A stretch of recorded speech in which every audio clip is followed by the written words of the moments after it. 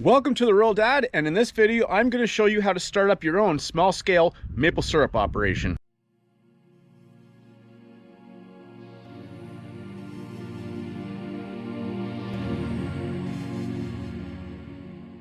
With a small-scale maple syrup operation, there's usually two common ways of tapping a tree.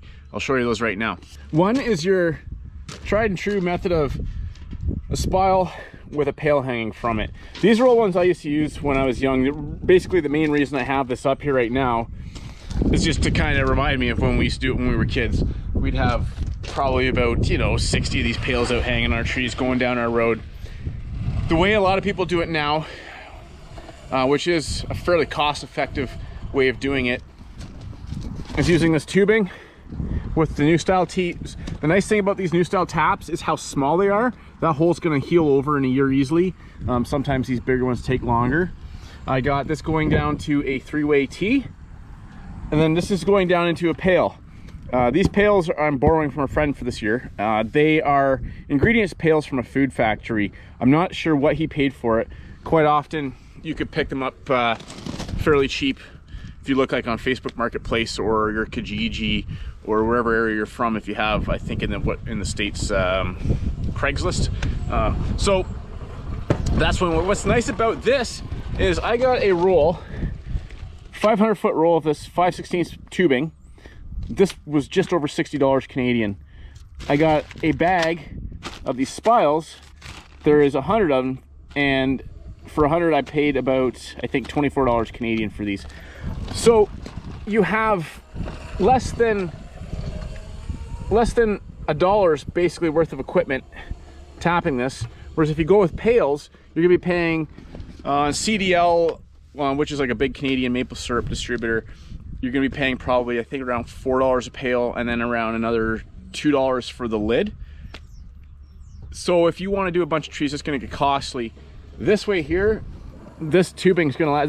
This is a 10-year tubing, and that's 10 years in the bush. Like, I'm gonna be taking these down, obviously cleaning them, storing them, but this hose is meant to be strung up out in a sugar bush for 10 years before it breaks down and is no good anymore.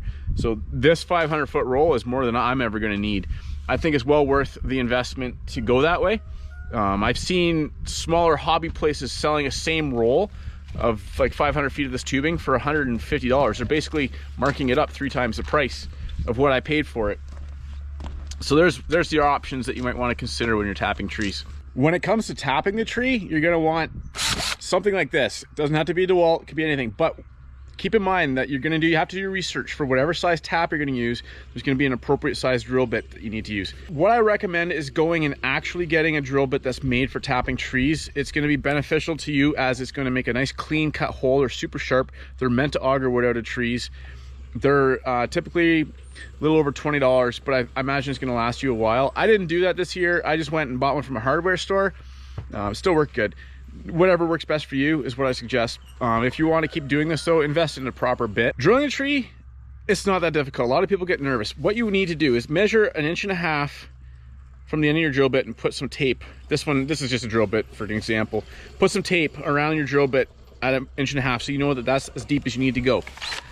Really, the only trick to doing it is just keep your drill steady so you don't make an oval shaped hole. You want a nice round hole so that your tap seals properly, and just a slight incline, obviously, so that the sap will run down your spile through your pipe or into your pail, whichever method you choose.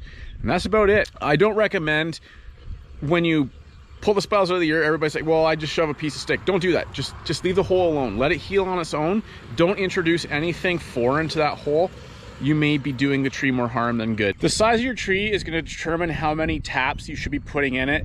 You can easily Google that information. I'm not an expert, so I'm not going to tell you. However, this is one of my larger trees here.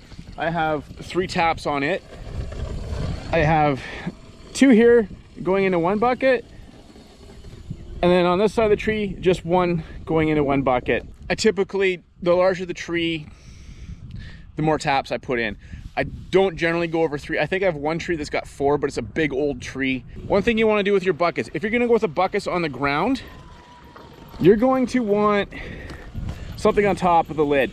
This is a tree up at my house. I had these old bricks laying around, so I used that.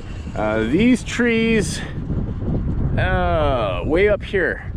I don't know if you can see, you probably can't. Anyways, I have a bunch of those tapped. There was a lot of rocks in the ditch. I just grabbed a rock, I put it on top. These will blow away in the wind if you don't have something like that. So that's one extra thing you're gonna have to do if you want your buckets on the ground. Even then, buckets hanging from a tree, they get blown all over the wind too. What I've been seeing a lot of people doing is taking bungee cords, going all the way around the tree with a bungee strap just to hold that bucket to the tree. So like I say, depends on the method you choose and how you want to do, but there's little tricks for each way of doing it. These are the buckets that I have up by the road. As you can see, this tree here is the one I have 4 taps in, but it's a really big tree. So I put 4 taps in this one. There's my little helper here. He come up high, he come up and help me dump all these buckets. That on his new ATV, so now he's even more useful. Your little brother has one too. All right, buddy. I'll meet you back at the house, okay? So I just dump into these. I gotta climb the fence. I just bring my truck, throw them in the back of my truck. That's where these buckets are nice with the tight fitting lids. I can put them in the back of my truck and I won't spill anything. And these buckets were about $4.20 a piece plus $1.99 for a lid. So you can still stay pretty cheap if that's the way you want to go.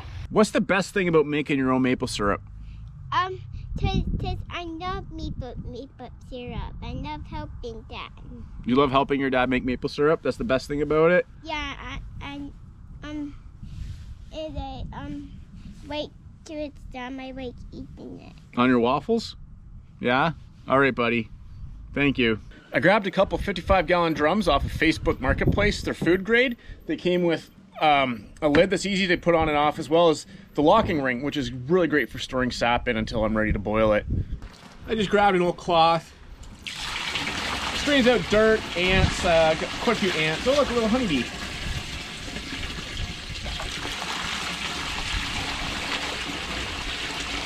It's kind of a pre-filter for dirt, bark, insects, anything.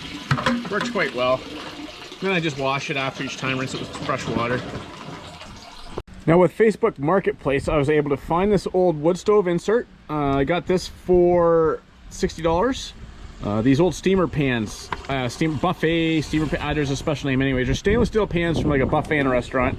I got them for $10 each. And then I bought this. All this is furnace piping from a hardware store. I might have, I think $50 invested in that. And there's a damper in it too, because the damper in the stove wasn't all that good, so I got the one for there. And this works fantastic. As you can see, right now I've got 3 out of the 4 bubbling. Normally what I would do is the front ones are kind of the warming, and the back ones are where I boil them down to syrup. So very efficient. Just keep putting the wood stove in. Works great. I'm really happy with it. I might modify it a little bit for next year. It'd be nice to get like a custom built pan to sit right on top instead of having 4 individual pans, but I mean, this is working for now. I think it's doing fine. Thanks for taking the time to watch this video. I've got a few more listed up here for you guys to watch. Click this button over here to subscribe, and I will see you in the next video.